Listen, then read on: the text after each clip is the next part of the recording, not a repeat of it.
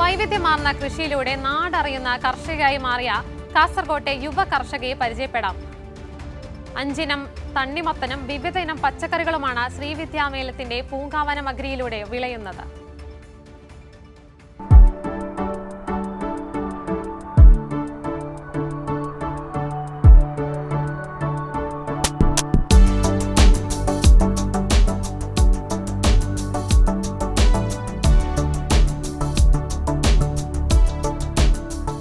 കാസർഗോഡ് കൊളത്തൂരിലെ ശ്രീവിദ്യാമേളത്ത് ആധുനിക കാർഷിക രീതികളിലൂടെ കൃഷി ഉപജീവനമാർഗമാക്കിയിട്ട് വർഷങ്ങളായി. മണ്ണിനെ എറിഞ്ഞ് കാലാവസ്ഥയെറിഞ്ഞാണ് ഓരോ വിളകളുടെയും കൃഷി. കടുത്ത ചൂടുകാലം എത്തുമ്പോൾ ശ്രീവിദ്യയുടെ കൃഷിത്തോട്ടത്തിൽ 5 ഇനം ഹൈബ്രിഡ് തണ്ണിമത്തൻ വിളഞ്ഞു പാകമായി നിൽക്കുകയാണ്. മുക്കാസ്, F1, ജൂബിലി കിങ്, ആരോഹി, വിശാല, ഓറഞ്ച് ബഞ്ച് തുടങ്ങിയ ഇനങ്ങളാണ് ഇത്തവണ കൃഷി ചെയ്തത്. ഡിസംബർ ആദ്യവാരം വിത്തിറക്കി 65-ാം ദിവസം മുതൽ വിളവെടുത്തു തുടങ്ങി. റംസാൻ സീസൺ കൂടിയായതോടെ തണ്ണിമത്തനുകൾക്ക് ആവശ്യക്കാരേറെയാണ്.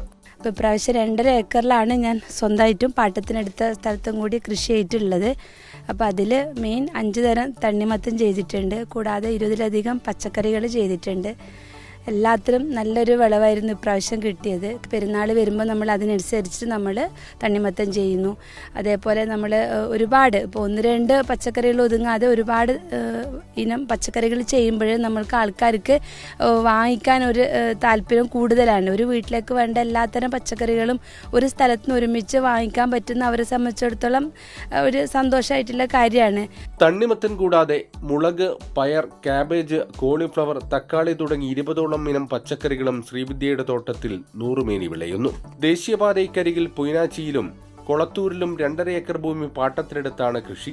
ചെടികൾക്ക് ആവശ്യമായ ഈർപ്പവും വായുസഞ്ചാരവും താപനിലയുമെല്ലാം കൃത്യമായി നിലനിർത്തുന്ന സംരക്ഷിത കൃഷി രീതിയിലൂടെ മികച്ച വിളവാണ് ലഭിക്കുന്നത്. ഉപകരം തന്നെയാണ് കൃഷി. നമ്മൾ പുറത്തും വിദേശത്തൊക്കെ പോയി നമ്മൾ ഇങ്ങനെ ജോലി ചെയ്യുന്നതിന് പകരം നമ്മളെ നാട്ടിൽ തന്നെ ഒരുപാട് സാധ്യതകൾ നമുക്ക് ഈ കാർഷിക മേഖലയിലുണ്ട്. ഇനി ഭാവിയിലത്തെ എന്താ പറയുക ഏറ്റവും വലിയ വ്യവസായവും ഒക്കെ കാർഷിക മേഖലയിൽ തന്നെയാണ്. അപ്പം അതിന് ഒരുപാട് സപ്പോർട്ട് നമ്മളെ ഗവൺമെന്റ് തരുന്നുണ്ട്. ഇടനിലക്കാരില്ലാതെ തോട്ടത്തിൽ നിന്ന് നേരിട്ടും കൃഷിയിടത്തിനടുത്തായി റോഡരികിലുമായാണ് വിൽപ്പന. സംസ്ഥാന സർക്കാരിന്റെ യുവ കർഷക പുരസ്കാരം നേടിയ ശ്രീവിദ്യയുടെ കൃഷിക്ക് കുടുംബത്തിന്റെ വലിയ പിന്തുണയുണ്ട്. സംസ്ഥാന കൃഷി വകുപ്പിന്റെ നേതൃത്വത്തിൽ ഇസ്രയേലിലെ കൃഷിരീതികൾ പഠിക്കാൻ പോയ സംഘത്തിൽ ശ്രീവിദ്യയും അംഗമായിരുന്നു.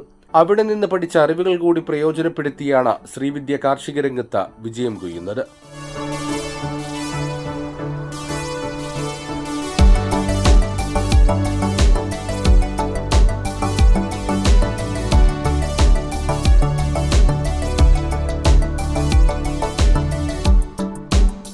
ക്യാമറാമാൻ ഷൈജു പിലാത്രയോടൊപ്പം സിജു കണ്ണൻ.